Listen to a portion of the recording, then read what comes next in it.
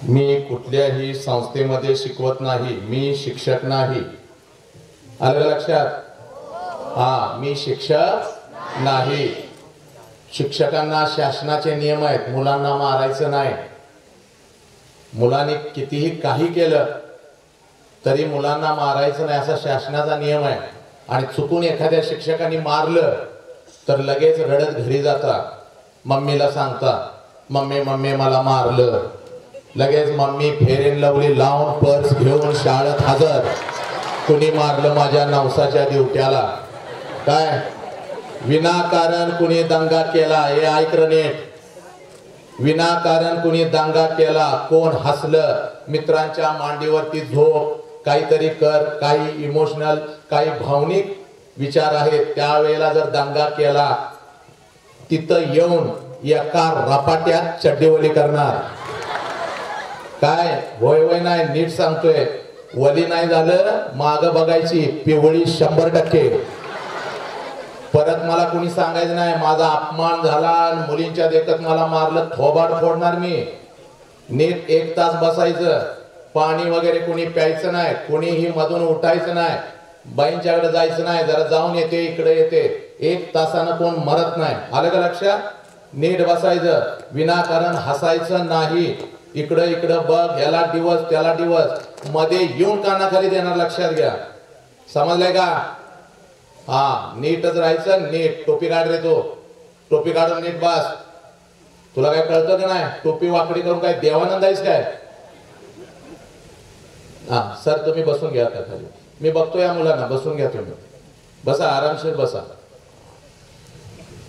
बहुजनांच्या अंधाऱ्या मृतप्राय जीवनात निर्भीड जगण्याचा सोनेरी किरण पसरविणारे, विजापूरच्या तख्तासमोर निमुटपणे झुकणाऱ्या नामणाऱ्या बेलगाम सरंजामदारांच्या बेबंदशाही विरुद्ध आवाज उठवणारे, सरंजामशाही कुलवंश परंपरा यांना नाकारून बहुजनांच्या अस्तित्वाचा झेंडा फडकवणारे, कल्याणच्या मुल्लामेत सुभेदाराची सून किंवा बेलवाडीच्या पाटलाची कन्या यांना मातृस्थानी लेखणारे, 17व्या शतकात सरंजामशाही विरोधात वादळ उभे करणारे, जनतेला बलिदानाची प्रेरणा देऊन बहुजनांचं स्वराज्य उभे करणारे, महान रचनात्मक प्रतिभेचा रणपुरुष, समर्पणशीलतेचे प्रतिकारी प्रतीक, मातृभूमीचे असीम उपासक, सूर्यकुलातील सर्वश्रेष्ठ पुरुष, क्रांती पथकावरील सर्वश्रेष्ठ यात्री, रणशीलतेचे मानदंड, स्वराज्याचे संस्थापक, शककर्ते, युग प्रवर्तक छत्रपती शिवाजी महाराज, संपूर्ण स्वराज्याचे ज्ञानपीठ, विचारपीठ, प्रेरणापीठ म्हणजे महासाहेब जिजाऊ,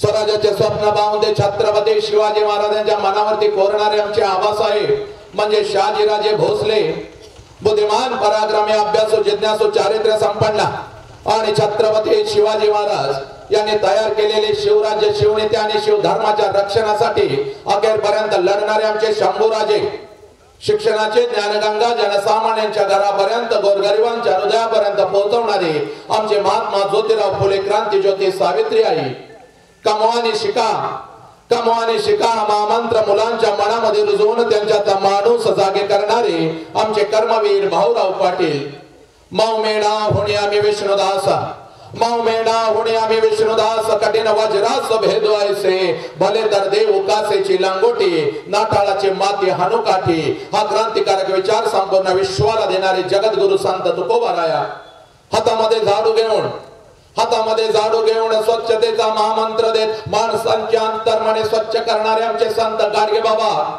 आणि आपल्या लेखणीच्या जोरावरती संपूर्ण विश्वाला मानवता, समता, बंधुत्वता हा महामंत्र देणारे विश्वरत्न डॉक्टर बाबासाहेब आंबेडकर यांना विनम्र अभिवादन करून एक मुखाने आपण सर्वजण बोलो, बोला छत्रपती शिवाजी महाराज की, बोला भारत माता की, बोला छत्रपती श्रीमंत धर्मवीर संभाजी महाराज की, बोला विश्वरत्न डॉक्टर बाबासाहेब आंबेडकरांचा. चला, व्याख्यानाची सुरुवात अतिशय सुंदर झालेली आहे. पण हा जय जयकार फक्त लेकरांच्या मुखातून आला आणि तोही फक्त मुखातून आला, बेंबीच्या देठापासून आला नाही. म्हणून समस्त जमलेल्या माझ्या शिक्षकांना, माझ्या पालकांना आणि ग्रामस्थांना मी सांगू इच्छितो, अगोदर या व्याख्यानाच्या सुरुवातीला तुम्हाला कृतज्ञता काय आहे ही कृतज्ञता अगोदर कळू दे. कृतज्ञतेचा अर्थ असा आहे, लक्षात घ्या की ज्या ज्या लोकांनी आमच्यासाठी काहीतरी केलं त्या त्या लोकांच्यासाठी आम्ही काय केलं. ज्या आईने मला जन्म दिला, ज्या बापाने मला जन्म दिला, त्या आईसाठी मी काय केलं, त्या बापासाठी मी काय केलं. ज्या मातीमध्ये मी वाढलो, ज्या मातीने माझ्यावरती संस्कार केले, त्या मातीसाठी मी काय केलं. आणि ज्या राष्ट्राचं नाव सर्वप्रथम मी माझ्या मुखावरती घेतो त्या राष्ट्रासाठी मी काय केलं. याला कृतज्ञता म्हणतात, लक्षात घ्या. व्याख्यानाच्या सुरुवातीला मी नाव घेतलं होतं छत्रपती शिवाजी राजांचं, माझ्या संभाजी राजांचं, माझ्या गाडगे बाबांचं, विश्वरत्न डॉक्टर बाबासाहेब आंबेडकरांचं, आऊ जिजाऊचं, माझ्या सावित्री माईचं, महात्मा ज्योतिराव फुले यांचं. आणि लक्षात घ्या, यांची नाव ज्या ज्या वेळेला आमच्या कानावरती येतील, यांची नाव ज्या ज्या वेळेला आमच्या कानावरती येतील त्या त्या वेळेला आमचा रक्ताचा प्रत्येक थेंब चौकर उधळलेल्या घोड्याच्या प्रमाणे अगदी नसा नसातून धावला पाहिजे. कारण ज्यांची मी नाव घेतली या महात्म्याने, क्रांतिकारकांनी, समाज सुधारकांनी, लक्षात घ्या, फक्त आपला स्वतःचा चार भिंतीचा संसार केला नाही तर अखंड राष्ट्राचा संसार केला. म्हणून तुम्ही आम्ही इथं ताट मानानं बसलेलो आहोत. लक्षात घ्या, तुमची आमची मान आज ताट आहे कारण या महापुरुषांच्या मुळे. त्यामुळं ज्या राष्ट्राचं नाव मी सर्वप्रथम माझ्या मुखावरती घेतो, अभिमानाने मी सांगतो, सर्वप्रथम मी एक भारतीय आहे. आणि मग लक्षात घ्या, या देशाचा जय जयकार कसा झाला पाहिजे, अंतरंगापासून झाला पाहिजे. या राष्ट्राचा जय जयकार कसा झाला पाहिजे, दोन हाताच्या दोन मोठी अगोदर करा. पोरांनो इकडे बघायचं, इकडे इकडे बघितलं तर थोबड बोडून देईन मी. माझ्यासाठी आलाय ना, माझ्याकडेच बघायचं. हेच संस्कार तुम्हाला अगोदर लावले पाहिजेत. नालायक हो, चाल लवकर. कसा जय जयकार झाला पाहिजे, अंतरंगापासून झाला पाहिजे. चाल, दोन हाताच्या दोन मोठी अगोदर करा. चला, दोन हाताच्या दोन्ही मोठी प्रत्येकानं करायचे रे. समोर उभा राहिलेल्या प्रत्येकानं जो जो स्वतःला भारतीय समजतो त्यानं करायचा आहे. जो छत्रपतींना मानतो, माझ्या बुद्धांच्या पासून गाडगे बाबांना मानतो, त्या प्रत्येकानं दोन हाताच्या दोन मोठीवरून खांद्याजवळ ठेवायचे. चला, आणि जय जयकार असा करायचा. हा चला, जोरात चला. हा, छत्रपती शिवाजी महाराज के, भारत माता के, छत्रपती श्रीमंत धर्मवीर संभाजी महाराज के, विश्वरत्न डॉक्टर बाबासाहेब आंबेडकरांचा.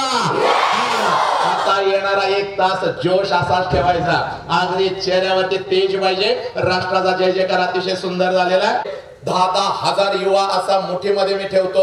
झाडावरचं पाखरू मी उठून देत नाही, पण पहिली आणि दुसरीची मुलं बघितले की माझा हात पाय लटलटायला लागतात. कारण ही कार्तिक कधी काय करतील याचा अंदाज नाही. लक्षात घ्या, रत्नागिरीला एकदा माझं व्याख्यान होतं. 9,000 कॉलेजचा युवा होता. मध्ये खुर्ची टाकलेली होती आणि खुर्चीवरती मी असा उभा होतो, मुलांना अगदी अंतरंगापासून पेटवत होतो. आणि पहिली ते चौथीची लेकरं माझ्या पाठीमागं बसलेली होती. कारण मी तसं सांगितलेलं होतं की लेकरं माझ्या समोर आणून बसवायची नाहीत. मग पहिली ते चौथीच्या ज्या मुख्याध्यापिका होत्या त्या माझ्याकडे आल्या आणि म्हणाल्या, सर पाठीमागं बसवलं तर चालेल का. म्हणलं मागं बसवा, पण एक शिक्षक तिथं बसवा आणि त्यांना दंगा करू देऊ नका. हे व्याख्यानाचं रंगात आलेलं होतं आणि पहिलीचं एक पोरग अतिशय वांड होतं. कार्ट रांगत आलं, कधी माझ्या खुर्चीच्या खाली जाऊन बसलंय मला माहित सुद्धा नाही. व्याख्यान असं रंगात आलं आणि खालनं जोरात मला म्हणतोय, साहेब पाठीमागून पॅन्ट तुमची फाटल्या. खुर्चीतनं उडी टाकली खाली. हळूच हात लावून माग बघितलं, म्हणलं कुठं फाटल्या, तर मला म्हणताय कसं फसवलं. काळा खाली आवाज काढीन. म्हणलं तुझ्या एकदा तर पालक ट्रेनिंग होतं, 5,000 माता आलेल्या होत्या. समोर एक माता बसलेली होती, तिच्या मांडीवर एक गोर गोमट पोरग बसलेलं होतं. माझ्याकडे बघायचं आणि हसायचं. मी पण त्याच्याकडे बघून हसलो. लगेच मी हसल्यानंतर आपल्या आईला म्हणतोय, मम्मी मम्मी आपल्या बॉब सारखं दिसतं या.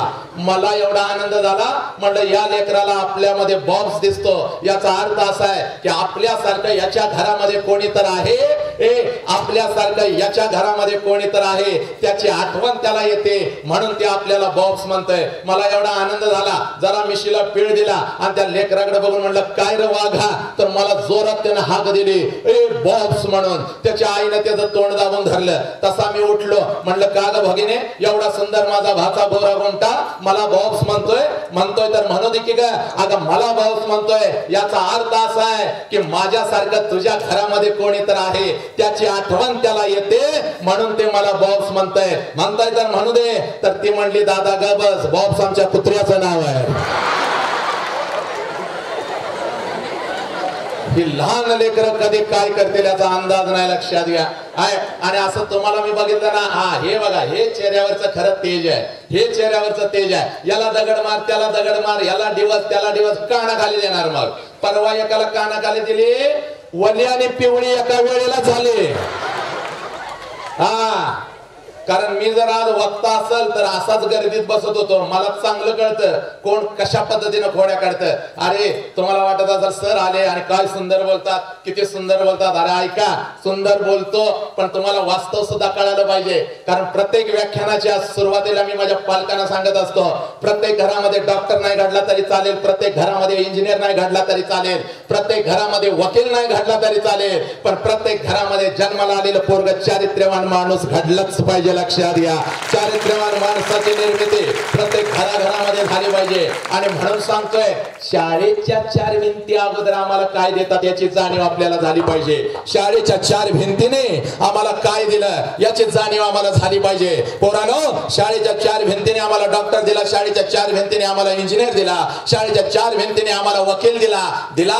पण लेकरांनो, त्याच्याही पलीकडे जाऊन याच शाळेच्या 4 भिंतीने आम्हाला एक चारित्र्यवान माणूस दिलेला आहे. लक्षात घ्या, चारित्र्यवान माणसाची निर्मिती या शाळेच्या भिंतीमध्ये होत असते. पण 21व्या शतकामध्ये प्रत्येक पालक माझ्या लेकरांच्या मानगुटीवर बसलेला आहे. तुला डॉक्टर व्हायचंय, तुला इंजिनियर व्हायचंय, मार्कांची स्पर्धा लागलेली आहे. आणि याच्यामध्ये माझ्या लेकराच्या अंतरंगामध्ये असलेला तो माणूस कुठं तर मरत चाललेला आहे. कोलाहलात साऱ्या माणूस शोधतो मी, गर्दीत माणसांच्या माणूस शोधतो मी. गर्दी प्रचंड झाली पण माणसांच्या मधला माणूस जागा झाला नाही. आणि म्हणून पोरानं सांगतो, शाळेच्या भिंती पवित्र असतात, तिथं माणूस घडवत असतो. त्याच 4 शाळेच्या भिंतीमध्ये मीही शिकत होतो. लक्षात घ्या, इयत्ता 6वीला मी होतो, इयत्ता 6वीला. आणि मला आजही आठवतंय, आमचे वर्ग शिक्षक ढोले सर, आहा, एवढे सुंदर होते, एवढे प्रेमळ होते, पण प्रचंड मारत होते. आणि आमच्या वेळचे शिक्षक खरंच खूप मारायचे. अरे एका रपाट्यात वली पिवळी करायचे.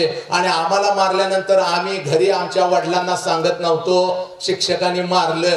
जर का आमच्या वडिलाला कळालं ह्याला शाळेत आज मारलंय, तर बा आमचा बोलवून घ्यायचा आणि म्हणायचा, तुला मारलं याचा अर्थ असा आहे तू काहीतरी केलेलं असणार. म्हणून सरांनी जेवढं मारलं नसायचं त्याच्या डबल बा मारायचा. म्हणून आम्ही आमच्या वडिलाला सांगत नव्हतं. लक्षात घ्या, पहिल्या बेंचवर मी मात्र नेहमी बसायचो. येत तर काय नव्हतं, थोडं लिहायला यायचं, थोडं वाचायला यायचं. पण शाळेतला पहिला बेंच मी कधीच सोडला नाही. पहिल्या बेंचवर असा बसायचो, चेहऱ्यावर असा आत्मविश्वास असायचा की जसं काय 6वीची सगळी पुस्तकं कोळून पेलेलो आहे आणि कुठला पण प्रश्न विचारा उत्तर मला येतंय, असा बसायचो. ढोले सर वर्गात आले की माझ्याकडे बघायचे आणि मला म्हणायचे, वश्या कधी तर माग बसत झाले का, तुला बघितलं की दिवसभर काय शिकवायचं हेच विसरून जातोय मी. कोणी म्हणायचं, सर काय नाही आलं तर चालतंय पण पहिला बेंच मात्र सोडणार नाही. मग मराठीचा विषय आम्हाला ढोले सर शिकवायचे. माझ्या जवळ आले, मला म्हणाले, इकडे बघ, वर्षभर माझ्या मराठीचा निकाल 100% फक्त तुझ्यामुळे लागत नाही. कारण नेमका तू एकटा नापास होतोयस वर्गात. उद्या घटक चाचणी आहे, पहिला पेपर मराठीचा आहे. आणि जर वश्या तू पेपर कोरा सोडलास, मेलास, कुत्र्यागत मारणार. आणि खरंच मारत होतं. मला धस्स झालं. आता उद्या तर पेपर आहे, 20 मार्काचा पेपर, पहिला पेपर मराठीचा. आणि सरांनी तर मला धमकी दिलेली आहे, जर पेपर कोरा सोडलास तर मेलास. दुसऱ्या दिवशी पेपर लिहायला बसलो, पेपर हातामध्ये आला, प्रश्न त्यात, उत्तर त्यातच लिहायचं. असा त्यावेळेला आम्हाला घटक चाचणीचा पेपर असायचा. पेपर हातात आला, पेन हातामध्ये घेतला, ढोले सर समोर दिसायला लागलं. एवढे डोळे हातामध्ये काठी घेऊन रागानं माझ्याकडे बघत असलेले ढोले सर मला दिसले. म्हणलं, जर आता पेपर आपण नाही भरला तर मेलो. म्हणून एकच डोक्यात होतं, पेपर कोरा सोडायचा नाही. पण पेपर हातात आल्यानंतर संस्थेच्या नावाच्या वरती जी कोरी जागा असत्या तिथनं पेपर लिहायला सुरुवात केली. काय लिहितो तो मला माहित नव्हतं, पण डोक्यात एकच होतं, पेपर कोरा सोडायचा नाही. संस्थेच्या नावाच्या वरती जी कोरी जागा असत्या तिथनं पेपर लिहायला सुरुवात केली. पेपर निळा पाठपुट केला. ढोले सर 2 वेळ चक्कर येऊन पडलं, वशा एवढं लिहायला काय लागलंय. सरांच्या हातामध्ये पेपर दिला, 20 पैकी मार्क पडली मला 2. 2 मार्क कुठं पडले? जोड्या लावा. 5 इकडं पर्याय 5 इकडं पर्याय चुकून अशा खुणा केल्या, 2 चुकून जोड्या लागल्या, 2 मार्क पडले. आणि आमच्या वर्गामध्ये एक मुलगी होती सुजाता शिंदे नावाची, लय हुशार. तिला मार्क पडले 20 पैकी 18. पण सरांनी हातामध्ये काठी घेतली, तिला म्हणाले हात पुढं कर, आणि लागले छडी द्यायला. आणि छडी देत सर म्हणायचे काय उपयोग आहे 18 मार्क पडून, 2 मार्काचं कोरं कशाला सोडलंयस? त्या वर्षाचा पेपर बघ, 2 मार्क पडल्यात पण पट्ट्यानं पेपर कसा भरलाय. तेव्हा मला कळालं आयुष्यात मार्क पाहिजेत, पण मार्कांच्या बरोबर आत्मविश्वास पाहिजे. ज्या लेकराच्या अंतरंगामध्ये आत्मविश्वास असतो ते लेकरू यशाचा झेंडा गाडतं म्हणजे गाडतं. ज्याची आत्मप्रतिमा स्वच्छ असते ते लेकरू यशाचा झेंडा गाडतं. संघर्षाची आग ज्या लेकराच्या काळजामध्ये असते ते लेकरू यशाचा झेंडा गाडतं. आणि मग दुसऱ्या दिवशी सर पेपराचा गट्टा तपासून घेऊन आले, पण येताना स्वेटर घातलेलं होतं. कुडकुड कुडकुड थंडी सरांना वाजत होते. मी सरांना म्हणलो सर काय झालं, आजारी पडला का? तर मला ढोले सर म्हणतात वशा तुझा पेपर बरा लेखा, तुला 2 मार्क तर पडल्यात, पण त्या सध्याचा पेपर तपासत होतो आणि जी थंडी मला भरून आल्या अजून काय माझी थंडी गेली नाही. एवढं खतरनाक साध्यानं त्यामध्ये लिहिलेलं आहे. आणि सकाळी डॉक्टरकडे गेलो, 2 इंजेक्शन देसाई डॉक्टरने केली, एक इकडं केलं एक इकडं केलं, तरी पण माझा ताप जायना. डॉक्टर म्हणले बाहेरचं काय खाल्लंय का? मी म्हणलं बाहेरचं खाऊन ताप आला नाही साहेब, सध्याचा पेपर तपासताना ताप आलाय. एवढं खतरनाक सध्यानं पेपरात लिहिलेलं होतं. सध्यानं पेपरात काय लिहिलं हे मी देसाई डॉक्टरला सांगितलं, तेव्हापासून देसाई डॉक्टरच आजारी पडलाय म्हणले. एवढं खतरनाक साध्यानं लिहिलं होतं. त्यावेळेला आम्हाला एक वाक्यप्रचार आला होता. वाक्यप्रचाराचा अर्थ सांगून वाक्यात उपयोग करा. वाक्यप्रचार होता रसा तळाला जाणे म्हणजे काय. आता आपल्याला माहित आहे रसा तळाला जाणे म्हणजे नष्ट होणे, उद्ध्वस्त होणे, अस्तित्व संपणे.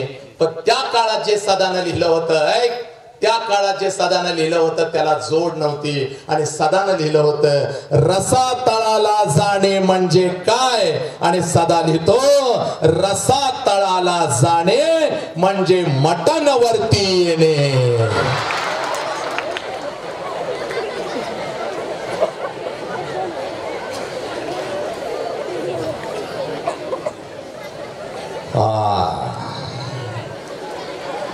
असा आम्ही तयार झालो.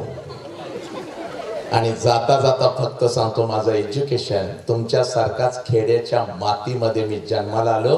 आणि माझं शिक्षण आहे BFA bachelor of fine arts in Bharatanatyam, Nalanda नृत्य कला महाविद्यालय, मुंबई विद्यापीठाचा मी विद्यार्थी आहे. लक्षात घ्या. माझे पहिले गुरुजी आहेत पंडित बद्रीप्रसाद कुलकर्णी, ज्यांनी कमल हसन सारखा एक मोठा दिग्गज अभिनेता या राष्ट्राला आणि या देशाला दिला.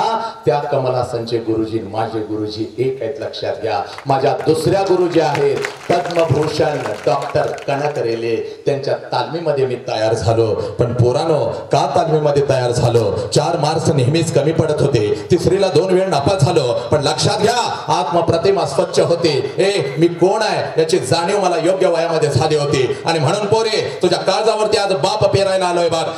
तुझ्या काळजावरती आज बाप पेरायला आलोय बघ. आणि म्हणून तुला सांगतोय सर्वप्रथम तुझी ओळख अगोदर तुला तयार करून देतो. हे बघ पोरे, वसंत हंकारे आला फक्त हसवून गेला असं होता कामा नाही पोरा. म्हणून तुझ्या काळजामध्ये अगोदर बाप समजावून सांगण्याच्या अगोदर तू कोण आहेस याची जाणीव तुला तयार करून देतो बघ. पोरे आलेले आहेस नाही तर बाप समजावून घ्यायला, तर त्याच्या अगोदर तू कोण आहेस याची जाणीव तुला झाली पाहिजे. आज घरी जायचं आणि फक्त आईला एक प्रश्न विचारायचा, आई माझ्या जन्माच्या वेळेला तुला किती यातना होत होत्या ग आई?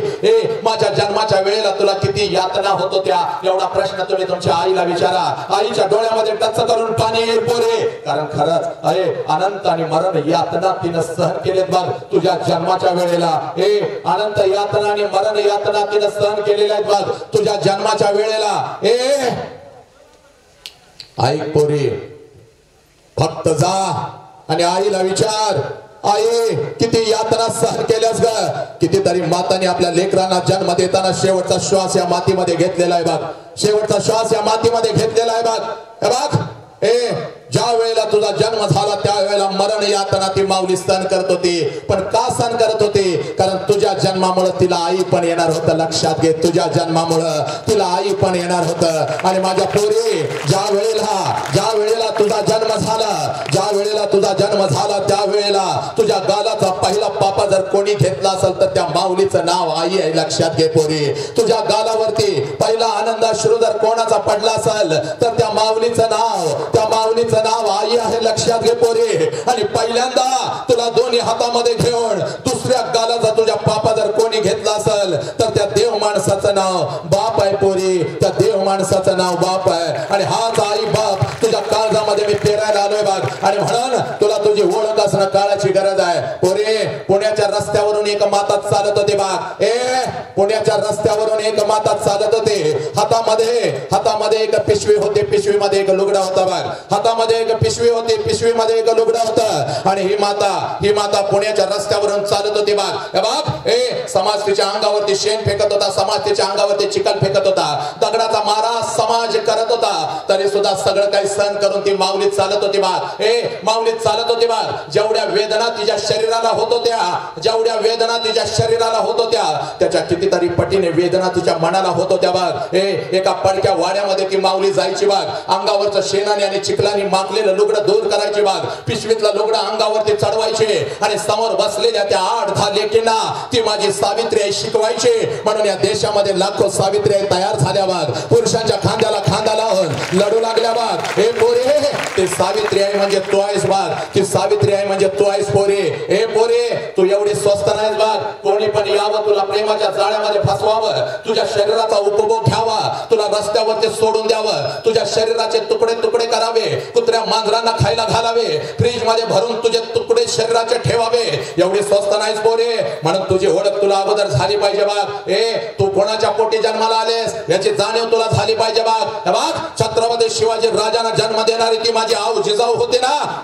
शील सत्य प्रियता शस्त्र प्रयोग स्वराज्य स्वप्न विजयकांक्षा विजय लक्षणा विजय वर्धिनी विजय अण्णा बळ देणारी प्रेरिका वाक चातुर्य गांभीर्य दक्षता मनोधैर्य निर्भयता कुलकन्या कुलधन्या महितान्वया जगदंबा आदिशक्ती राष्ट्रमाता आऊ जिजाऊ म्हणजे तू आहेस पोरी. लक्षात घे, माझ्या छत्रपती शिवाजी राजांना जन्म देणारी ती माऊली तू आहेस. तू एवढी स्वस्त नाहीस बघ. म्हणून तुझा बाप कोण आहे याची जाणीव तुला झाली पाहिजे बघ.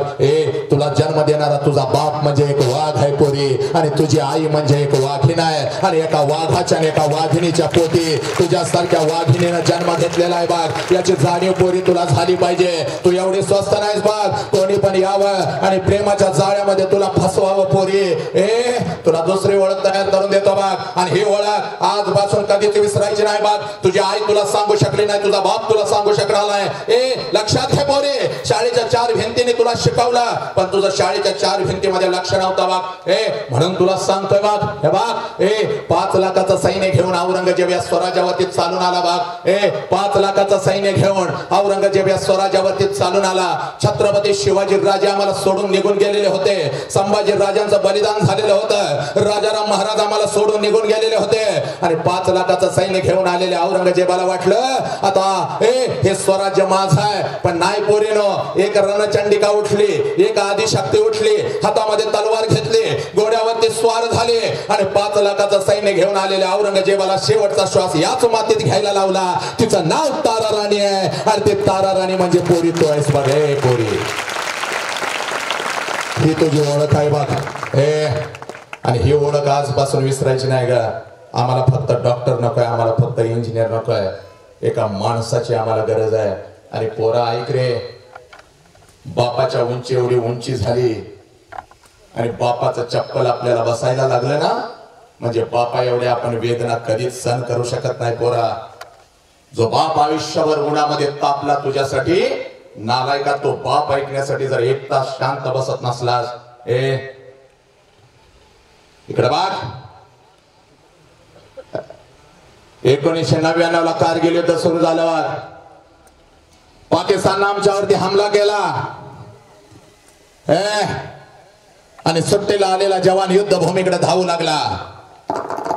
एक जवान उठला, युद्धभूमीकडे धावत होता. त्यावेळेला त्याची आई त्याच्या समोर आली बाग. त्यावेळेला त्याची आई त्याच्या समोर आली. ती माऊली आपल्या लेकराला म्हणते, बेटे बेटे मुझे मालूम है बेटे जंग शुरू हो गई है और तुम्हें तो जाना होगा बेटे. बेटे मुझे मालूम है जंग शुरू हो गई है और तुम्हें तो जाना होगा. लेकिन बेटे जैसे ही जंग खत्म हो जाएगी तुम घर जरूर वापस आना बेटे, तुम घर जरूर वापस आना. पोरांनो ऐका रे, त्यावेळेला त्या लेकरानं आपल्या आईला दिलेलं उत्तर ऐका. त्या एका जवानानं आपल्या आईला दिलेलं उत्तर ऐका. ते पोरग आपल्या आईला जवळ घेत, आईच्या डोळ्यातले अश्रू पुसतं आणि ते पोरग आपल्या आईला म्हणतं, मा जरूर घर वापस आऊंगा माँ, जरूर घर वापस आऊंगा. एक तो इस देश का तिरंगा लहरा कर आऊंगा या उसी तिरंगा में लपेट कर आऊंगा, लेकिन घर जरूर वापस आऊंगा माँ, घर जरूर वापस आऊंगा.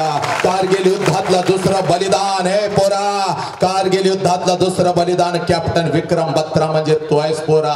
याची जाणीव तुला झाली पाहिजे बघ. तुझ्या अंतरंगामध्ये रक्त कोणाचं आहे हे ऐका ग. एका मिनिटामध्ये तुला तुझी जाणीव करून देतो बघ. जास्त वेळ तुझ्या आयुष्याचा घेत नाही बघ. येणाऱ्या काही मिनिटामध्ये बाप तुझ्या काळजात पेरतो बघ. हे बघ पोरा, पिढ्यान पिढ्या आम्हाला स्वराज्य नव्हता. इथं बसलेल्या प्रत्येकाने ऐकायचं आहे रे.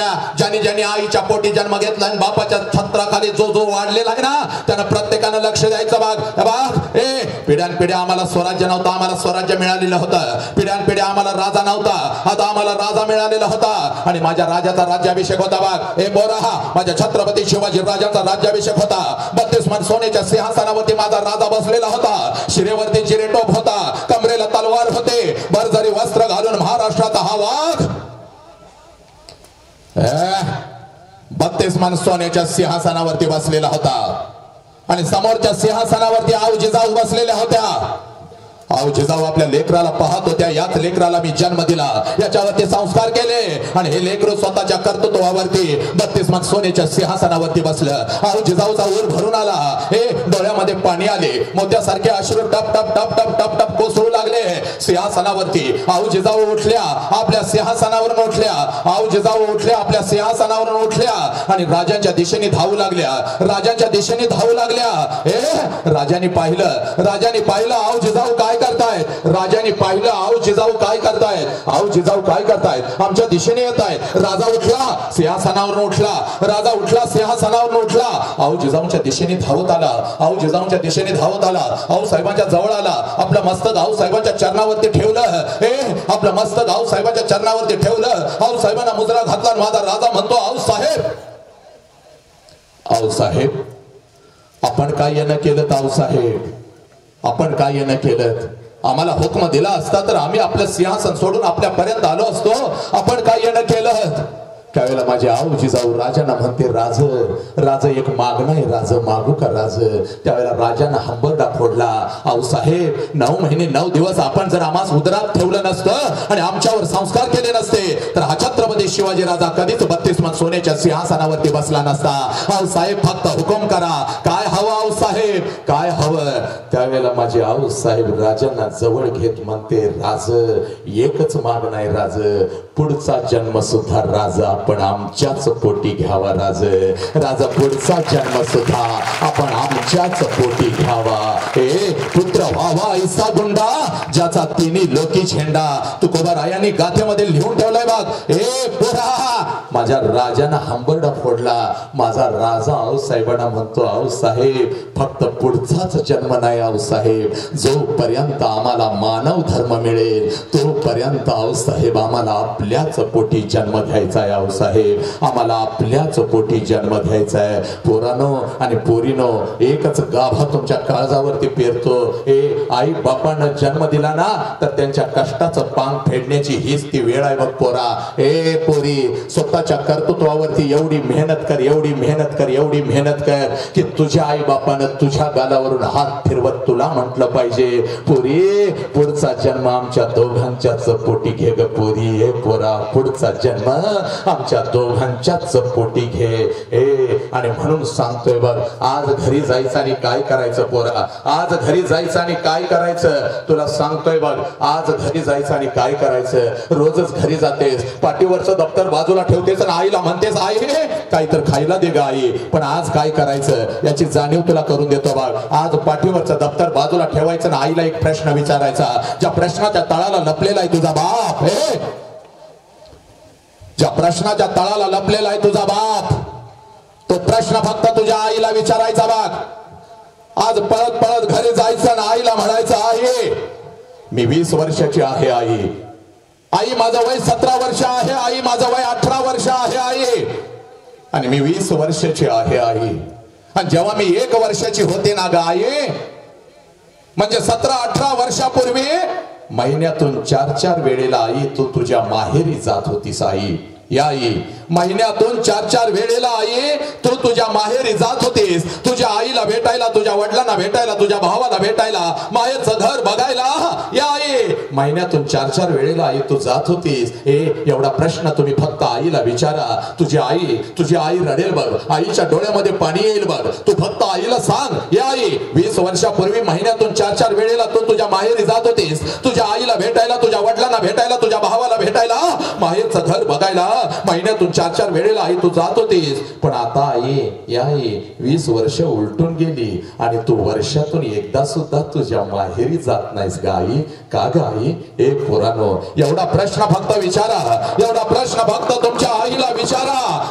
आईच्या डोळ्यामध्ये टच करून पाणी येईल बघ. आई हंबरडा फोडून रडेल बघ, आणि आई तुला सांगेल खराय पोरी, खराय पोरी, तू जेव्हा 1 वर्षाची होतीस ना पोरी, 20 वर्षापूर्वी महिन्यातून 4-4 वेळेला मी जात होते बघ माझ्या माहेरी, माझ्या आईला भेटायला, माझ्या बाबांना भेटायला, माझ्या वडिलांना भेटायला, माझ्या भावाला भेटायला, माहेरचं घर बघायला महिन्यातून 4-4 वेळेला मी जात होते बघ. तुला अंगा खांद्यावर खेळवत तुला सुद्धा घेऊन जात होते, तुझ्या आजीला भेटवायला, तुझ्या आजोबांना भेटवायला, आजोळचं घर तुला दाखवायला तुला घेऊन जात होते बघ. घेऊन जात होते पोरी. पोरी, 20 वर्षापूर्वी जेव्हा मी माझ्या माहेरी जायची ना ग, एसटीतून जशी उतरायची तशी पळत पळत घराच्या दिशेने धावायची बघ. ओढ लागलेली असायची आईची, बाबांची. कधी एकदा आईला बघते, कधी एकदा वडिलांना बघते, कधी एकदा माहेरच्या घरामध्ये या खोलीमधून त्या खोलीमध्ये लहान लेकरासारखी मी धावते. हे बघ, एसटीतून उतरले की मी धावत होते बघ. जसं घर जवळ यायचं हरणासारखी मी पावलं उचलत होते बघ. कधी एकदा बापाच्या गळ्यामध्ये पडते, कधी एकदा आईच्या गळ्यामध्ये पडते. हरणासारखी पावलं उचलत जायची, आणि समोर जसं मला घर दिसायचं, त्या घराच्या अगोदर घराच्या समोरचं अंगण मला दिसायचं. त्या घराच्या समोरचं अंगण मला दिसायचं, आणि त्या अंगणामध्ये अगोदर मला माझ्या बापाचं चप्पल दिसायचं पोरी. त्या अंगणामध्ये अगोदर मला माझ्या बापाचं चप्पल दिसायचं. अंगणामध्ये बापाचं चप्पल बघितलं पोरी की कळायचं माझा आबा घरामध्ये आहे, माझा बाप घरामध्ये आहे. कारण लहानपण तसंच गेलं ग पोरी. शाळेवरून 6 वाजता जेव्हा घरी यायचे, अंगणात बापाचं चप्पल बघितलं की अंगणातूनच ओरडत घरात शिरत होते मी. आबा आबा आबा, उद्या तुम्हाला शाळेत बोलवलंय आबा. आबा मला उद्या हे पाहिजे आबा. आबा मला उद्या ते पाहिजे आबा. माझा बाप मला जवळ घ्यायचा आणि माझा बाप मला म्हणायचा, पोरी सकाळी शाळेला गेलीस की ग, काहीतर खाऊन घ्या अगोदर, मग देतो तुला जे हवं ते. पोरी, लग्न झालं, सासरी आले, माहेरच्या ओढीने जेव्हा मी माहेरी येत होते तेव्हा अंगणामध्ये मला माझ्या बापाचं चप्पल अगोदर दिसत होतं, आणि बापाचं चप्पल मला दिसलं की मला कळायचं माझा आबा घरामध्ये आहे. मग मी अंगणातूनच माझ्या बापाला हाक द्यायची, आबा, आणि माझी हाक बापाच्या कानावरती पडताच जेवणाच्या ताटावरचा माझा बाप उठून पळत पळत पळत अंगणात यायचा, माझ्या हातातल्या पिशव्या घ्यायचा, आणि हळूच माझ्या कानामध्ये मला विचारायचा, पोरी सासरी सगळं ठीक तर आहे ना ग? तेव्हा मी माझ्या बापाला सांगत होती, आबा सगळं काय ठीक आहे, तुमची आठवण आली म्हणून आली आबा. लहान लेकरासारखा माझ्या हातातल्या पिशव्या घ्यायचा आणि अंगणातूनच माझ्या आईला हाक द्यायचा, अगं ऐकलंस का ग, लेक आले की आपली. मग जेवणाच्या ताटावरची माझी आई उठून पळत पळत अंगणामध्ये यायची, हातामध्ये एक तांब्या, दुसऱ्या हातामध्ये भाकरीचा तुकडा, पळत पळत अंगणात यायची. तांब्यामध्ये भाकरीचा तुकडा बुडवायची, माझ्यावरून ओवाळायची, इकडं तुकडा टाकून द्यायची, आपली आठी बोट माझ्या गालावरून फिरवायची, आणि कडा कडा कडा कडा आपल्या कपाळावर मोडत मला म्हणायची, चल की ग पोरी, घरामध्ये चल. पोरी, आता जेव्हा मी माझ्या माहेरी जाते ना ग, घर तेच आहे पोरी, अंगण ही तेच आहे पोरी, घर तेच आहे पोरी, अंगण ही तेच आहे पोरी, पण त्या अंगणामध्ये मला माझ्या बापाचं चप्पल दिसत नाही पोरी. त्या अंगणामध्ये मला माझ्या बापाचं चप्पल दिसत नाही. जरी अंगणातून मी हाक दिली आबा, जेवणाच्या ताटावरचा माझा बाप उठून बाहेर येत नाही पोरी. माझ्या हातातल्या पिशव्या घेत नाही आणि अंगणातून माझ्या आईला हाक देत नाही. अगं ऐकलंस का ग, पोर आली की आपली.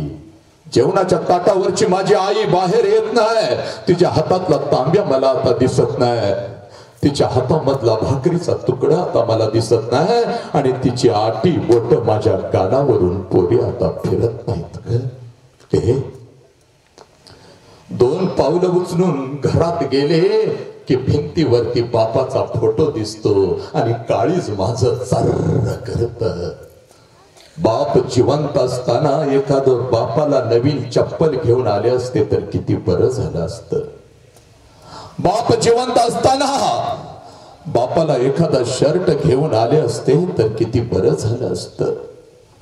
बाप जिवंत असताना या हातानं एखादा घास बापाला भरवला असता तर किती बरं झालं असतं. आला श्वास गेला श्वास, जीवा तुझर तंतर, जगन मरण एका श्वासाचं अंतर. आता लाखो रुपये माझ्याकडे आहेत बघ पोरी. अखंड गावाला मी पंच पक्वानाचं जेवण घालू शकते बघ पोरी. पण फोटो समोर एखादा घास जर मी धरला तर फोटोतून आवाज नाही येणार. पोरी कशी आहेस का पोरी, पोरी कशी आहेस का पोरी. पोरानो, जोपर्यंत बापाचा श्वास सुरू आहे, जोपर्यंत आईचा श्वास सुरू आहे, तोपर्यंत त्यांच्यावर जीव उधळून प्रेम करा. कारण एकदा का श्वास निघून गेला की बापाला फक्त आणि फक्त फोटोतच पाहायचं. बापाचा स्पर्श कधी नाही मिळणार. हे बघ, उद्या डॉक्टर होशील, उद्या इंजिनियर होशील, उद्या करोडो रुपये कमावशील. ऐका, उद्या डॉक्टर होशील, उद्या इंजिनियर होशील, उद्या करोडो रुपये कमावशील. आणि ते करोडो रुपये त्या साईबाबाच्या चरणावर जरी ओतलेस आणि त्या तिरुपतीच्या चरणावर जरी ओतलेस तर तो तिरुपती आणि तो साईबाबा तुझा गेलेला पाप तुला परत नाही आणून देऊ शकणार बघ पोरी, कधीच आणून देऊ शकणार नाही. म्हणून हात जोडून आजच्या या दिवशी, आजच्या या दिवशी तुझ्या काळजामध्ये पेरतो बघ. तुझ्या आयुष्यात तुझा एकच देव आहे बघ, ज्या देव माणसाचं नाव बाप आहे पोरी. आणि तुझ्या आयुष्यामध्ये एकच देवी आहे, ज्या देवीचं नाव आई आहे पोरी. आणि तुझ्या आयुष्यामध्ये एकच मंदिर आहे बघ, ज्या मंदिराचं नाव शाळा आहे पोरी. आम्ही पैशाच्या मागे लागलो आणि ज्या आई बापानं आम्हाला जन्म दिला त्यांना मात्र घास भरवायचं राहूनच गेलं. आमचा तिरंगा चंद्रावरती फडकला, पण ज्या आई बापानं आम्हाला जन्म दिला तो आई बाप मात्र वृद्धाश्रमामध्ये सडू लागला. ऐक, शाण्याला शब्दाचा मार जास्त वेळ घेत नाही बाग. नालायकानो, सगळं जग मुठीमध्ये घेतलं ना तुम्ही 21व्या शतकामध्ये. मोबाईल आला बघ तुझ्या हातामध्ये, इंटरनेट आलं बघ, सोशल मीडिया तुझ्या हातामध्ये आला बघ. हे ऐक, सगळं जग तुम्ही मुठीमध्ये घेतला. 7 समुद्रापलीकडे अमेरिकेमध्ये काय चाललंय तुला एका मिनिटामध्ये कळतं बघ. 7 समुद्रापलीकडे अमेरिकेमध्ये काय चाललंय तुला एका मिनिटामध्ये कळतं बघ. मुंबईमध्ये काय चाललंय तुला एका मिनिटामध्ये कळतं बघ. मुंबईमध्ये काय चाललंय तुला एका मिनिटामध्ये कळतं बघ. सगळं जग तू मुठीमध्ये घेतलंयस. एखादा मित्र, एखादी मैत्रीण दूर असेल तर व्हिडिओ कॉल करतेस बघ आणि मित्राशी संभाषण करतेस बघ. सगळं जग मुठीमध्ये घेतलं पोरानं तुम्ही, आणि घ्यायला पाहिजे. कारण 21व्या शतकामध्ये तुम्ही जन्माला आलेला आहात. सगळं जग मुठीमध्ये घ्यायला पाहिजे. आणि पोरे, सगळं जग तो मुठीमध्ये घेतलंस बघ. पण काल रात्री माझ्या आईला 102 ताप आला होता. काल रात्री माझ्या आईला 102 ताप आला होता आणि तो 102 ताप अंगावर काढत माझ्या आईनं मला शाळेसाठी डबा करून दिला. ही आई मात्र पोरीनं तुम्ही विसरत चालला आहे. त्या माऊलीला 102 ताप असतो बघ, तरी सुद्धा ती सकाळी उठते बघ. त्या माऊलीला 102 ताप असतो बघ, तरी सुद्धा ती सकाळी उठते, कारण तिच्या डोळ्यासमोर तू येतेस पोरी. जर का मी आज अंथरुणावरती पडून राहिले तर माझी पोरगी दिवसभर दुसऱ्याच्या डब्याकडे बघत बसल, म्हणून ती माऊली 102 ताप अंगावर काढते आणि तुला डबा करून देते. ही आई मात्र नालायकानं तुम्ही विसरत चालला. काल रात्रभर माझा बाप अंथरुणावरती तळमळत होता बघ. माझ्या बापाला झोप लागली नाही, माझ्या बापाची कंबर दुखत होती, माझ्या बापाचं डोकं दुखत होतं आणि रात्रभर माझा बाप झोपला नाही. तरी सुद्धा सकाळी उठून माझा बाप आमच्यासाठी शेतात कामाला गेला. हा बाप मात्र पोरीनं तुम्ही विसरत चालला.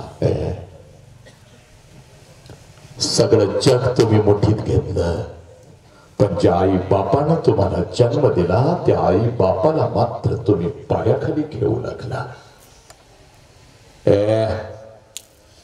ऐक, 10वीला आहेस ना, 12वीला आहेस ना, इथं प्रत्येक जण तुला सांगतो ना 10वीला एवढे मार्क्स पाहिजे, 12वीला 95% मार्क्स पाहिजे, डॉक्टर झाला पाहिजे, तो इंजिनियर झाला पाहिजे. पण आज या विचार मंचावरून स्वतःच्या खांद्यावर जबाबदारी घेऊन एकच वाक्य तुझ्या काळजामध्ये पेरतो बघ. पोरे, 10वीला आहेस ना, एखादा विषय गेला तरी चालेल, 12वीला आहेस ना, एखादा विषय गेला तरी चालेल. 72 ऐक, 72 पळत पळत जा, बापाकडे जा, बापाजवळ उभे राहा. पळत पळत जा, बापाजवळ जा, बापाजवळ जा, बापासमोर उभी राहा. बापाला सांग, पप्पा 12वीला एक विषय गेला, पप्पा 1 वर्ष गेलं, पप्पा खूप अभ्यास केला होता पण नापास झाली पप्पा. एका क्षणाला तुझ्या बापाला वाईट वाटेल, कदाचित ओरडेल सुद्धा, पण दुसऱ्या क्षणाला बाप तुला मिठीमध्ये घेईल आणि तुझा बाप काय तुला म्हणेल आत्ताच तुला लिहून देतो बाळ. तुझा बाप तुला जवळ घेईल, तुझ्या डोळ्यातले अश्रू पुसलन, तुझा बाप तुला म्हणेल पोरी गेला एखादा दिवस तर गेलं एखादं वर्ष तर जाऊ दे पोरी, पुन्हा अभ्यास कर, पुन्हा परीक्षेला बस, पुन्हा पास हो. एखादा गुंठा विकावा लागला तरी चालेल, पुन्हा कर्ज काढावं लागलं तरी चालेल, पण पोरी तुला शिकवल्याशिवाय आणि तुला तुझ्या पायावर उभं केल्याशिवाय हा तुझा बाप गप्प बसणार नाही पोरी. हा तुझा बाप गप्प बसणार नाही. पोरी आज जा आणि खरंच बापाला असं सांग. म्हणून पोरानं तुम्हाला सांगतोय बघ, 12वीला 2 मार्क्स कमी पडले तर चालतील, 10वीला नापास झालीस तरी चालेल. हे बघ पोरा, नाही डॉक्टर झालास तरी चालेल, नाही इंजिनियर झालास तरी चालेल, नाही वकील झालास तरी चालेल, आणि अगदी गावच्या भाषेमध्ये शेवटचं सांगतो बघ, आयुष्यभर तुला काही नाही करता आलं तरी चालेल, बापाच्या जीवावर बसून खावं लागलं तरी चालेल पोरा. पण आयुष्यामध्ये पोरी असं कुठलंच काम करू नको ज्याच्यामुळे तुझ्या बापाला मान खाली घालावी लागेल पोरी. आयुष्यामध्ये असं कुठलंच काम करू नको ज्याच्यामुळे तुझ्या बापाला मान खाली घालावी लागेल. एका मिनिटामध्ये ऐका रे, मेल्यानंतर बापाला जाळतात, मेल्यानंतर बापाला जाळतात. चूक आहे पोरीनं, मेल्यानंतर बापाला जाळत नाहीत का? लाल आहे का ना? हा आमचा गैरसमज आहे. मेल्यानंतर फक्त बापाचं निर्जीव शरीर जाळतात. मेल्यानंतर बापाचं फक्त निर्जीव शरीर जाळतात. पण जर तुमच्यामुळे तुमच्या बापाला मान खाली घालावी लागली तर जिवंतपणे रोज बापाची चिता घरात जळत असते, रोज बाप मरत असतो आणि त्या चितेला आपण रोज अग्नी देत असतो. पुरी वाघासारख्या बापाला कुत्र्यासारखं लाचार करून आपणच आपल्या बापाला रोज कणाकणानं मारत असतो बघ पुरी. म्हणून सांगतोय, नाही डॉक्टर झालीस तरी चालेल, नाही इंजिनियर झालीस तरी चालेल, पण तुझ्या वाघासारख्या बापाला मान खाली घालावी लागेल असं कुठलंच कृत्य तुझ्या हातून होता कामा नाही पोरी.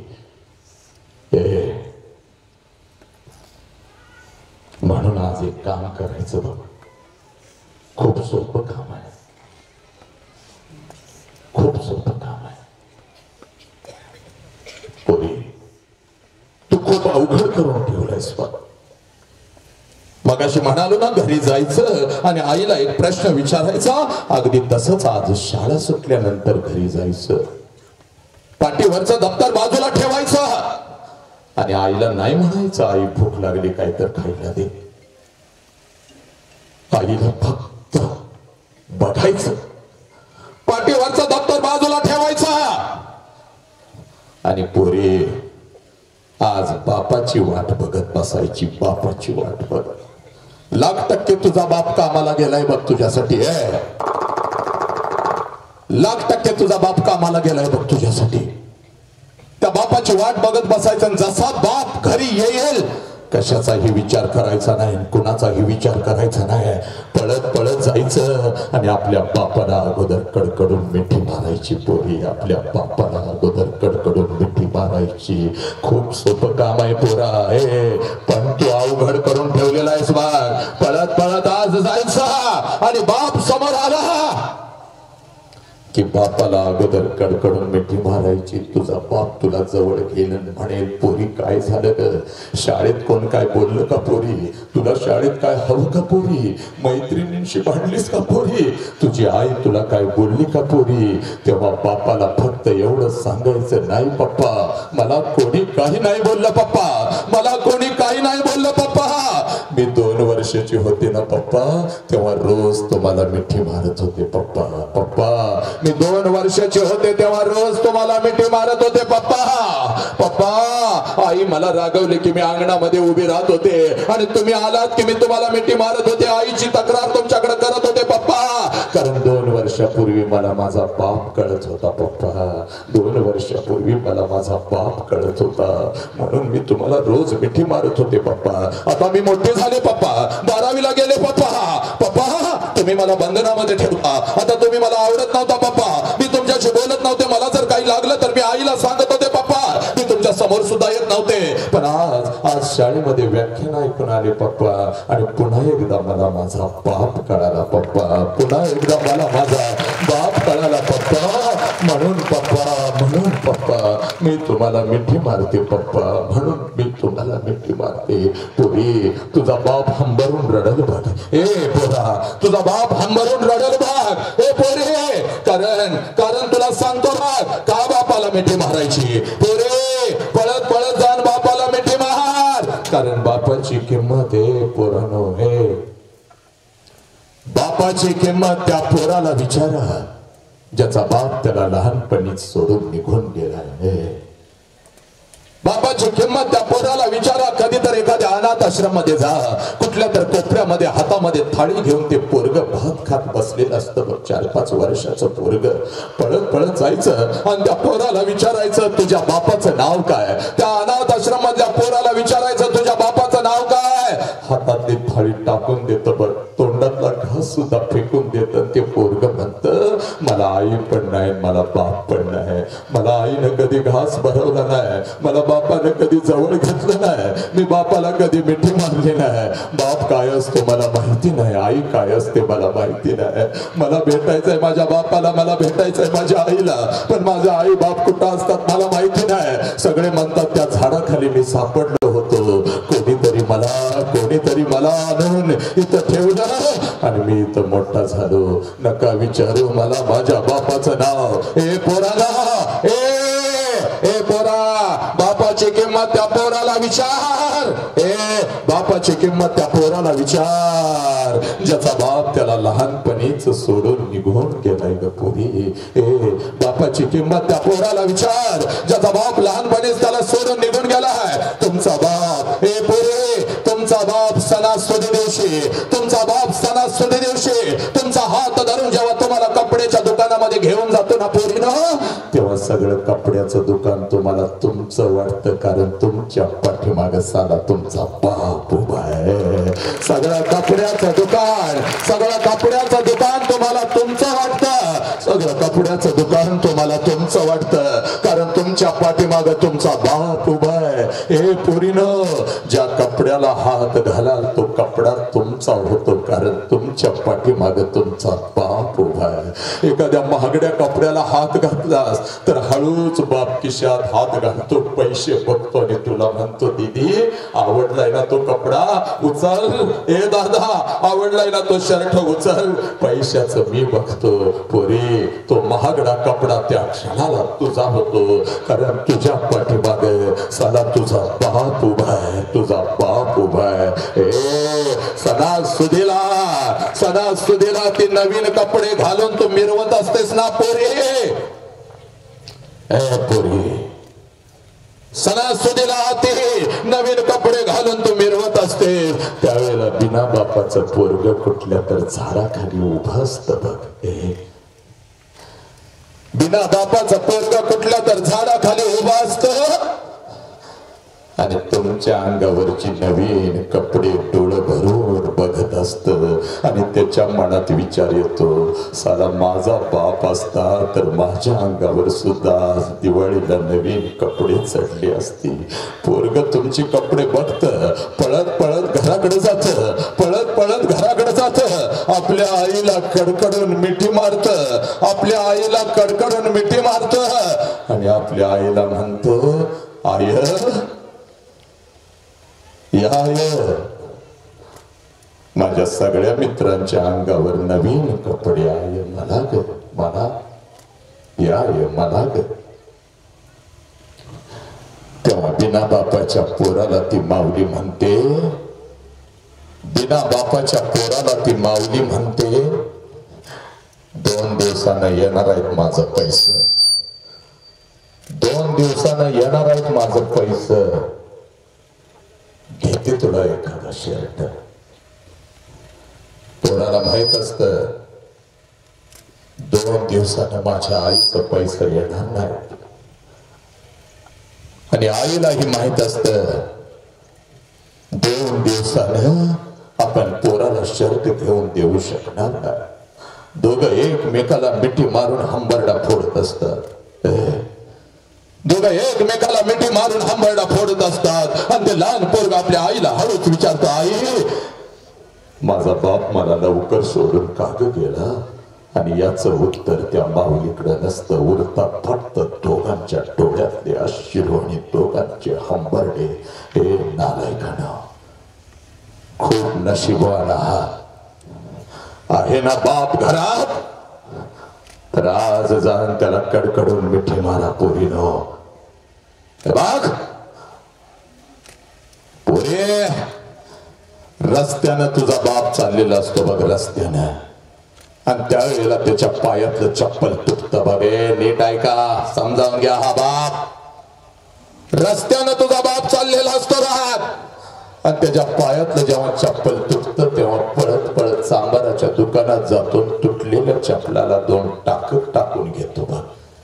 पण जर तुझ्या पायातलं चप्पल सकाळी तुटलं तर नवीन चप्पल घेऊन शाळेपर्यंत येतो, वर्गातनं तुला बाहेर बोलवतो, म्हणतो, दीदी ते तुटलेलं चप्पल दे माझ्याकडे, हे नवीन चप्पल पायात घाल. साला त्याचं नाव बाप आहे पोरी, त्याचं नाव बाप आहे. म्हणून सांगतो बघ, महाराष्ट्रातल्या प्रत्येक लेकराला, नॉट ओनली इन महाराष्ट्र, भारतातल्या राष्ट्रातल्या प्रत्येक पोराला सांगतोय, बापाला कधी बघायचं?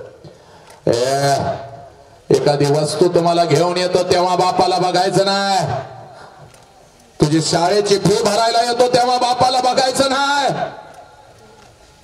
कधी तर रात्रीच्या 2 वाजता उठायचं पोरी. कधी तर रात्रीच्या 2 वाजता उठायचं आणि रात्रीच्या अंधारात झोपलेल्या त्या बापाला बघायचं, त्याच्या अंगावरचं बनियान आणि अंडरवेअर 4 ठिकाणी फाटलेले असते, पण तुझ्या अंगावर ब्रँडेड कपडा चढवतो, त्याचं नाव बाप आहे पोरी, त्याचं नाव बाप आहे. आम्हाला अमिताभ बच्चनच्या नातीचं नाव काय आहे माहित आहे, आम्हाला कोणता हिरो कोणत्या हिरोईन बरोबर लग्न करणार हे आम्हाला माहिती आहे, कोणत्या हिरोचं कोणत्या हिरोईन बरोबर अफेअर आहे कोणती क्रिकेट टीम किती रन काढणार हे आम्हाला माहित आहे, कोणी कसा बॉल टाकला हे आम्हाला माहित आहे, कोणी कशी बॅटिंग केली हे आम्हाला माहित आहे. पण माझा बाप माझ्यासाठी आयुष्यभर उन्हामध्ये तापला, माझा बाप माझ्यासाठी आयुष्यभर पावसामध्ये भिजला, माझा बाप माझ्यासाठी आयुष्यभर थंडीमध्ये कुडकुडला, माझा बाप माझ्यासाठी नांगडा राहिला पण माझ्या अंगावरती कपडे चढवली, माझा बाप माझ्यासाठी उपाशी राहिला पण मला पोट भरून अन्न खाऊ घातलं. हा बाप मात्र आम्ही विसरत चालू पोरीनं, लाज वाटली पाहिजे.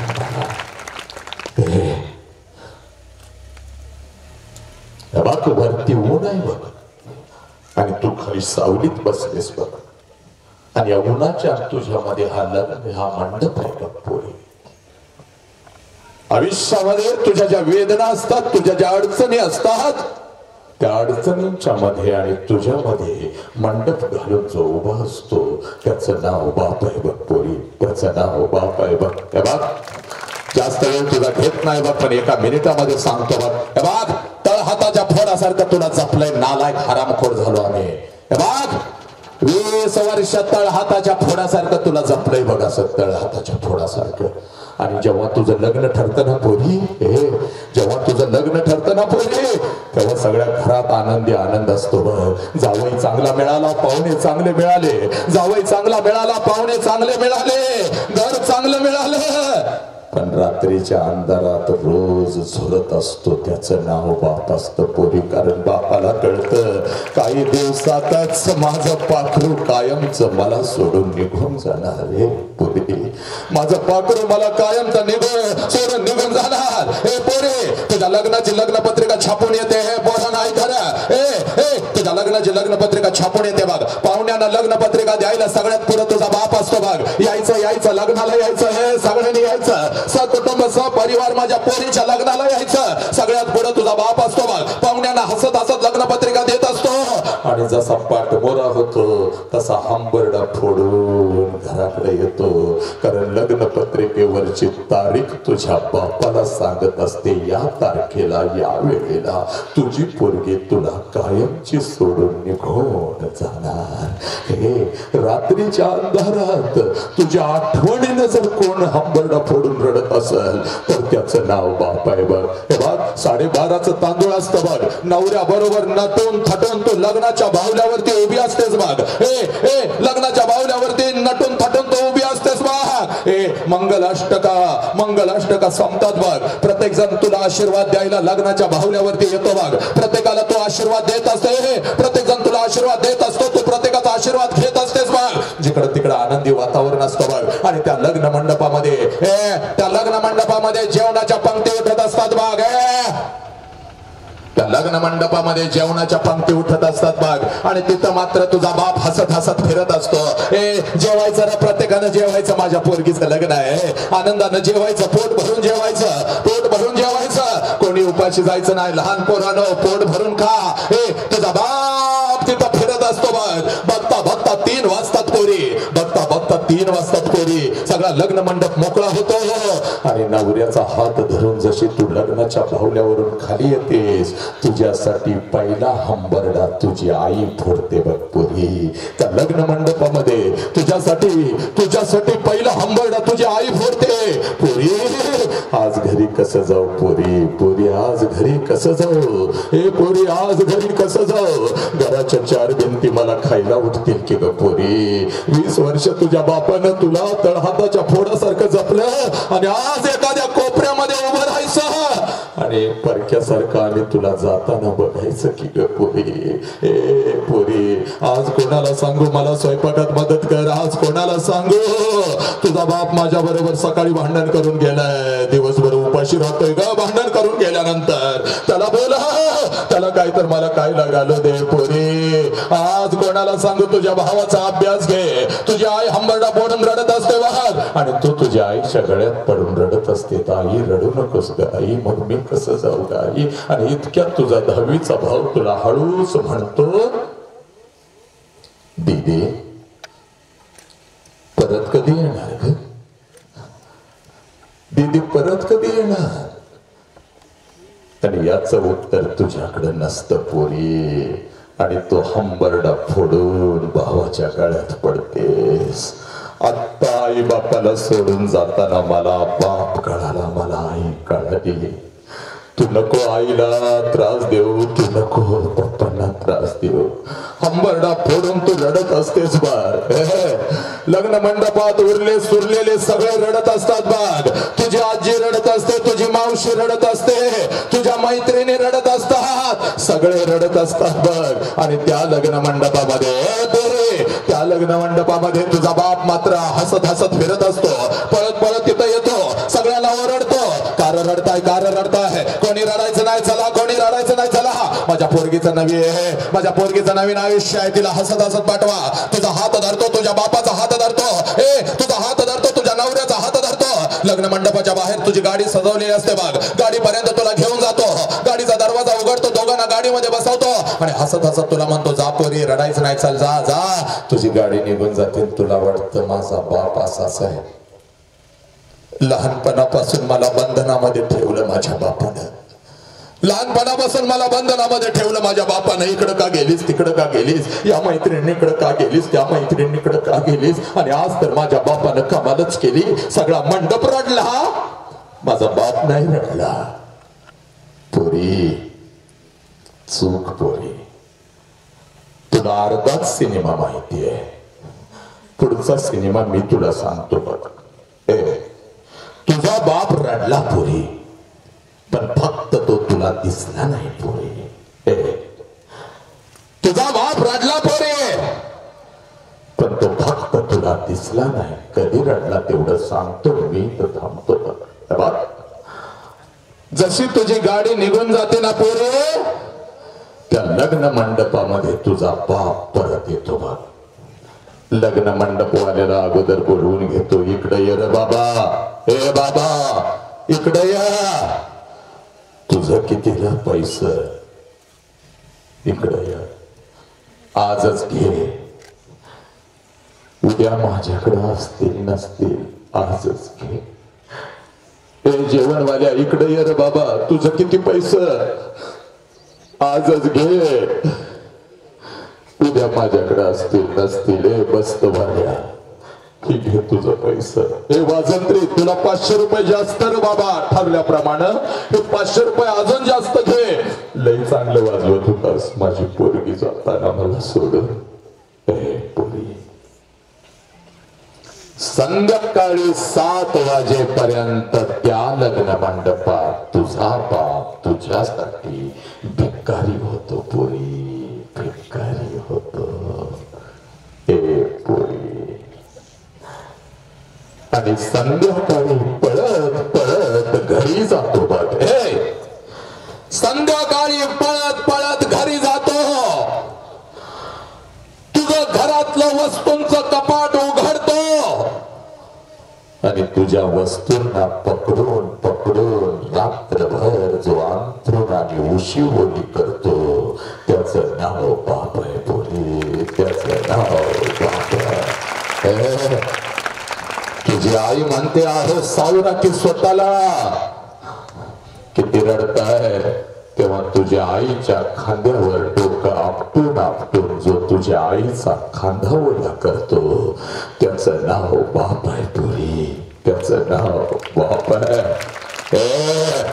तुझी जुनी ओढणी काढतो कपाटातून, त्या ओढणीनं स्वतःच डोळं पुसतो आणि ती ओढणी किमान 1 महिना उशाला घेऊन रात्रीचा लहान लेकरासारखा जो हंबरडा फोडतो, त्याचं नाव बाप आहे पोरी, त्याचं नाव बाप आहे.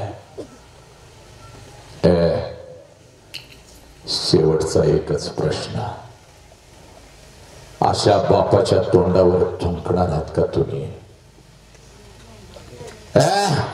हातामध्ये सिगारेट, तोंडामध्ये मावा येतो, रात्रीच्या 12-12 वाजेपर्यंत मित्रांचे वाढदिवस साजरे करत रस्त्यावरून फिरताना तुला लाज वाटत नाही का पोरा? तुझ्या तोंडाला जेव्हा बिअरचा वास येतो तेव्हा तुझा बाप तुला काय बोलत नाही, पण तुझ्या आईच्या गळ्यात पडतो ना हंबरडा फोडून रडतो. यासाठी का पोराला जन्माला घातलं? पोरानं ऐक का पोरे, तुझ्या हातामध्ये जो अँड्रॉइडचा मोबाईल आहे ना, तो कसा आलाय एका मिनिटात सांगतो बघ. आणि मग तू ठराव या बापाच्या तोंडावर थुकायचं. या बापासाठी अभ्यास करायचा की नाही. ज्या वेळेला आईला धमकी देतेस ना, मला चांगला मोबाईल पाहिजे नाही तर मी जीवाचं काहीतरी बरं वाईट करून घेईल, मला चांगला मोबाईल पाहिजे नाही तर मी अभ्यास करणार नाही, माझ्या मैत्रिणींच्याकडे चांगला मोबाईल आहे मला पाहिजे, त्यावेळेला तुझी आई म्हणते अगं बापाला लय कर्ज आहे ग, पुढच्या महिन्यात नाही तर पुढच्या 2 महिन्याने घेऊ, आहे तो वापर की. त्यावेळेला तू ऐकत नाहीस.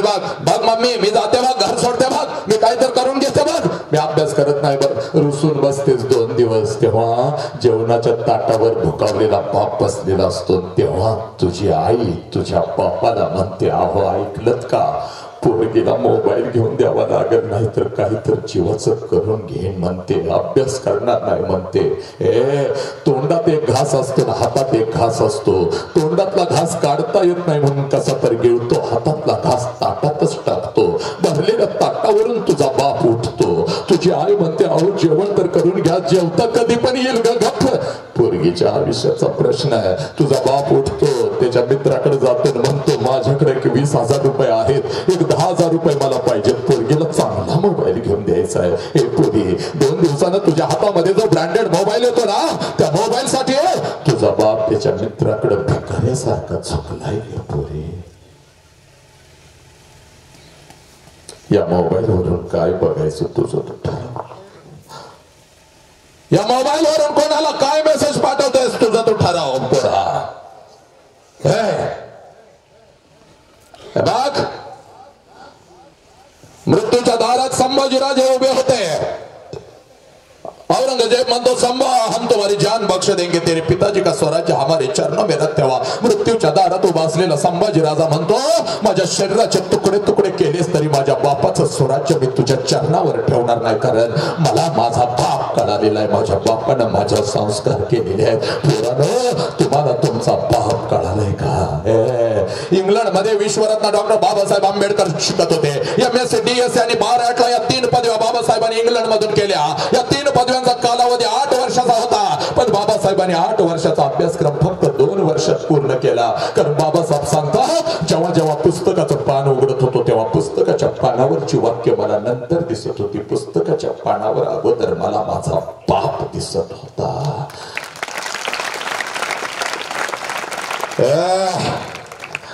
तो बाप दिसतो का ग पोरी तुला? तो बाप दिसतो का ग पोरी तुला? पोलीस स्टेशनला उभं करतेस तुझ्या बापाला लाज वाटली पाहिजे हरामखोरानं. पोलीस स्टेशनला तुझा बाप असा उभा असतो बघ, आणि जिथं पोलीस स्टेशनला तुझा बाप उभा असतो तिथली सगळी जमीन अश्रूनं बापानं भिजवलेली असते, आणि तुझा बाप पोलिसांना सांगत असतो साहेब साहेब माझ्या पोरगीला शोधून काढा, साहेब साहेब माझ्या पोरगीला शोधून काढा, साहेब साहेब शाळेला म्हणून गेली, कॉलेजला म्हणून गेली, माझी पोरगी घरीच आली नाही साहेब, 2 दिवस झालं माझी पोरगी घरी आली नाही साहेब, कुठं शोधू साहेब मला काही कळेना साहेब, अन्नाचा कण पोटामध्ये माझ्या नाही साहेब, माझी पोरगी कुठं असेल साहेब मला माहिती नाही साहेब. साहेब मान उंच करून रोज गावात फिरत होतो, पण मान खाली घालून गल्ली बोळातून मी फिरतोय साहेब, माझी पोरगी घर सोडून गेली साहेब, माझी पोरगी घर सोडून गेली. जे पाहुणे कधीच आम्हाला फोन करत नव्हते ते पाहुणे तासाला फोन करतायत आणि विचारताय कुठं आहे रे तुझी पोरगी, कुठं आहे रे तुझी पोरगी, कुठं आहे रे तुझी पोरगी. हे नालायकानो हरामखोरानो, या सोशल मीडियाच्या माध्यमातून 2 महिन्यासाठी 2 वर्षासाठी कोणी तर तुझ्या आयुष्यामध्ये येतो, तुला कॅडबरीचं चॉकलेट काय देतो, तुझ्या फोनवर बॅलन्स काय मारतो, एखादा ड्रेस तुला काय घेऊन देतो, कधी तर हॉटेलवर तुला जेवायला काय घेऊन जातो, आणि 20 वर्षाच्या बापानं तुला तळ हाताच्या फोडासारखं जपलं, त्या बापाच्या तोंडावर थुक करून थुकून निघून जाताना तुला लाज वाटत नाही का पोरी?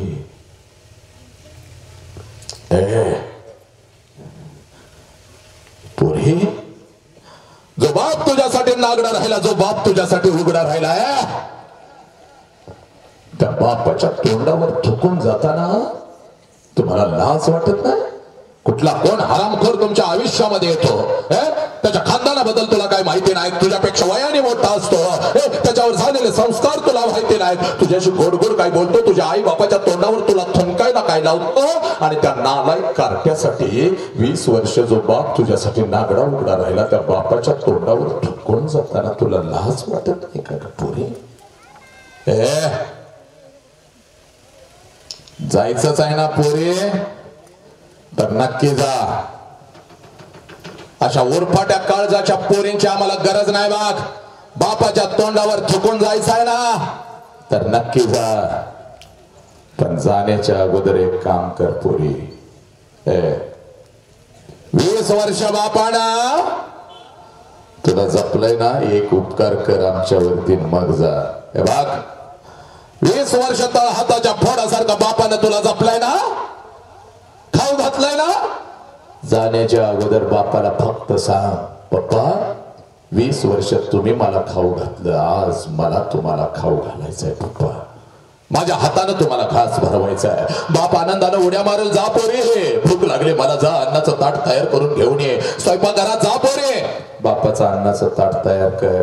पण त्याच्यामध्ये चोरून विष घाल पोरी, विष घाल, चोरून विष घाल. विषानं भरलेलं ते ताट बापाजवळ घेऊन ये.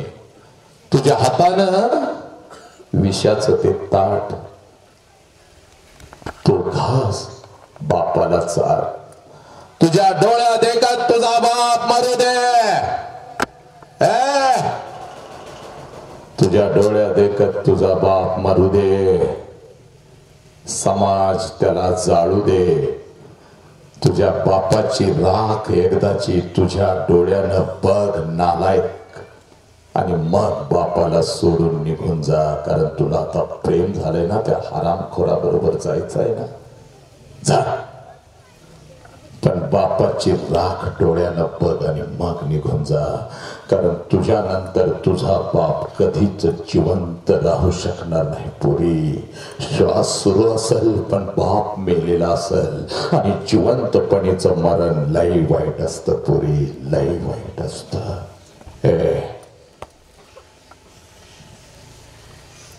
या मातीतली एक ही पोरगी आपल्या आई बापाला सोडून खोट्या प्रेमासाठी निघून जाणार नाही. पोरीनो शिकायचं वय आहे. पोरा, कुठल्या तर पोरगीचा हात पकडायचा आणि तिला घेऊन जायचं आणि तिच्या आई बापाच्या तोंडावर तिला थुंकायला लावायचं. याला मर्द म्हणत नाही, त्याला नामर्द म्हणतात. तू नामर्द कधीच असू शकत नाहीस. कारण ही माती बुद्धांची आहे, छत्रपतींची आहे, स्वामी विवेकानंदांची आहे. एक ही पोरगी आपल्या आई बापाला सोडून निघून जाणार नाही. बघा, आई बापाच्या कष्टाचं पान फेडण्याची हीच ती वेळ आहे. म्हणून सांगतोय बघ, घरी जायचं बघ. 20 वर्ष तुला बापानं दिली ना, तर आज एकच मिनिट बापासाठी द्यायचा. इथं समोर सगळ्यांच्या 1 मिनिट बापासाठी द्यायचा. 20 वर्ष बापानं तुला दिलेत ना, तर आता 1 मिनिट बापासाठी द्यायचा ना. आज नाही तर परत कधीच नाही. आजच परिवर्तन झालं पाहिजे. आतून शपथ घ्यायची बघ. झाले असतील तुझ्या हातून काही चुका होऊ देत. चुका सगळ्यांच्या हातून होतात, पण इथून पुढे चूक होता कामा नाही बघ पोरी. सगळ्यांनी आपला उजवा हात वरती करायचा आहे पोरीनो, पोरानो. सगळ्यांनी आपला उजवा हात वरती करायचा आहे. यस, उजवा हात. 20 वर्ष तुला बापानं दिलेले आहेत. 1 मिनिट फक्त बापासाठी द्यायचा आहे बघ. तो पण आतून द्यायचा आहे. परिवर्तन तुझ्या आयुष्यामध्ये आज झालं पाहिजे बघ. माझी लेक घरी पळत पळत गेली पाहिजे बघ, बापाजवळ गेली पाहिजे बघ. आपला उजवा हात डोक्यावरती ठेवायचा आहे बघ पोरी. सगळ्यांनी डोक्यावरती ठेवायचा बघ. 1 मिनिटासाठी फक्त 1 मिनिट बापाला द्यायचा आहे बघ. आणि फक्त डोळे झाक पोरी, डोळे झाक. शांतपणे पोरानं डोळे झाका. डोळे झाक आणि डोळ्यासमोर आण फक्त तुझ्या बापाला पोरी. डोळ्यासमोर आण तुझ्या बापाला. तू गरीब बाप, तुझ्यासाठी नागडा उघडा राहिलेला बाप डोळ्यासमोर आण पोरी. तुझ्या बापाच्या अंडरवेअर कितीतर वेळ फाटलेल्या होत्या. तुझी आई म्हणत होती आवडल्या की नवीन, तेव्हा तुझ्या आईला ओरडत होता गप्प ग, पोरगीचं शिक्षण आहे, पैसा लागतो, गप्प बस. तुला लाज वाटत असेल तर आतमध्ये वाळत घाल, घरात वाळत घाल. नको बाहेर तमाशा मांडू माझा. तू बाप डोळ्यासमोर आण पोरी. 2 वर्षाची होतेस तेव्हा बापाला म्हणत होतीस, पप्पा माझ्यासाठी हत्ती होता का पप्पा, पप्पा माझ्यासाठी घोडा होता का पप्पा. आणि तुझा बाप तुझ्यासाठी घोडा व्हायचा आणि बापाच्या पाठीवर बसून माझा घोडा माझा हत्ती करायचीस. त्या बापाला डोळ्यासमोर आण पोरी. आण तो गरीब बिचारा बाप. आला तुझ्या डोळ्यासमोर. तुला बाप नसेल तर मला डोळ्यासमोर आण. तुला बाप नसेल तर तुला शिकवणारा तुझा प्रत्येक शिक्षक तुझा बाप आहे, त्याला डोळ्यासमोर आण. पुढे आला का तुझा बाप? आता तुझं डोकं टेकव ग, बापाच्या त्या पायावर टेकव पुरी. तोच तुझा विठ्ठल आहे बघ, तोच तुझा तिरुपती आहे. टेकाव डोकं आणि सांग बापाला, पप्पा तुमची मान झुकल असं कुठलंच कृत्य या आयुष्यात मला करायचं नाही पप्पा.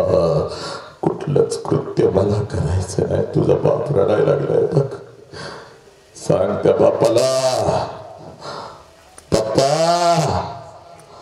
ज्या आत्मविश्वासानं तुम्ही मला घराच्या बाहेर पाठवता पप्पा, त्याच आत्मविश्वासाने मी घरी परत येईल पप्पा. मी कुठेही निघून जाणार नाही पप्पा.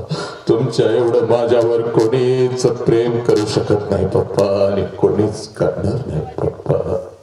पुरी बारकड करून मिळते बापाला. शांतपणे हात खाली घे बघ आणि डोळं उघडत तुझा नवीन बाप आहे बघ पोरी. रोज बापाला बघतेस बघ, रोज बापाला बघतेस. आज तुला तुझा बाप एका मिनिटामध्ये दाखवतो बघ. शेवटच्या एका मिनिटामध्ये तुला तुझा बाप दाखवतो बघ सगळ्या समोर पोरी. आणि आज परिवर्तन झालं पाहिजे बघ. हे बघ, हे कोणी वडील आलेत का इथं कार्यक्रम बघायला आपल्या लेकीचं? जरा हात वरती करा, जरा उभे राहा. जरा कोण बाप कोण आलेला आहे जरा पुढे या एका मिनिटामध्ये, जरा पुढे या. ए पोरे ना, रोज घरामध्ये बाप बघता, आज तुला तुझ्या डोळ्यानं, तुझ्या डोळ्यानं रोज बाप बघतेस, पण आज मला जरा तुझा बाप दाखवू दे माझ्या दृष्टिकोनातून. जरा कोण बाप आले? 2-3 बाप जरा लवकर इकडे या. जरा आपल्या लेकीचा कार्यक्रम बघायला आलेले हात वरती करा, जरा लवकर हात वरती करा. ए हात वरती करा आणि लवकर इकडे. यस प्लीज सर, इकडे या, कमान या लवकर या. अजून कोण आहे? हात वरती करा जरा. हा तुझा बाप आहे बघ पोरी, हा तुझा बाप आहे बघ. हे पोरी, हा तुझा बाप आहे बघ. जरा वरती या, इकडे या. ए हा तुझा बाप आहे बघ. ज्या बापाविषयी मी मागापासून बोलायला लागलोय ना पोरी, हा तुझा बाप आहे बघ. ज्या बापाविषयी मागापासून मी सांगायला लागलोय, हा तुझा बाप आहे बघ. एकदा माझ्या नजरेतून या बापाला बघ बघ. मी तुला माझ्या नजरेतून हा बाप दाखवतो बघ पोरी. कोणाचे पप्पा आहेत? जरा हात वरती करा. कोणाचे पप्पा आहेत? हात वरती करा, जागेवरती उभं राहायचं आहे. कोणाचे पप्पा आहेत? हात उभा कर आणि इकडे इथे ये पोरी. जरा माझ्या समोर ये इकडे पोरी, जरा माझ्या समोर ये. ए पोरी, ज्या बापाविषयी मी मागापासून सांगत होतो, ज्या बापाला मी तुला दाखवत होतो, तो तुझा बाप आहे बघ. इकडे पोरी, जरा इथं समोर उभी ना. अजून कोणाचे पप्पा आहेत? हात वरती करा. अजून कोणाचे पप्पा आहेत? अजून कोणाचे पप्पा आहेत? अजून कोणाचे पप्पा आहेत? 1 2 3 पप्पा. अजून एक कोणाचे पप्पा आहेत? कामेर, कामेर वाश.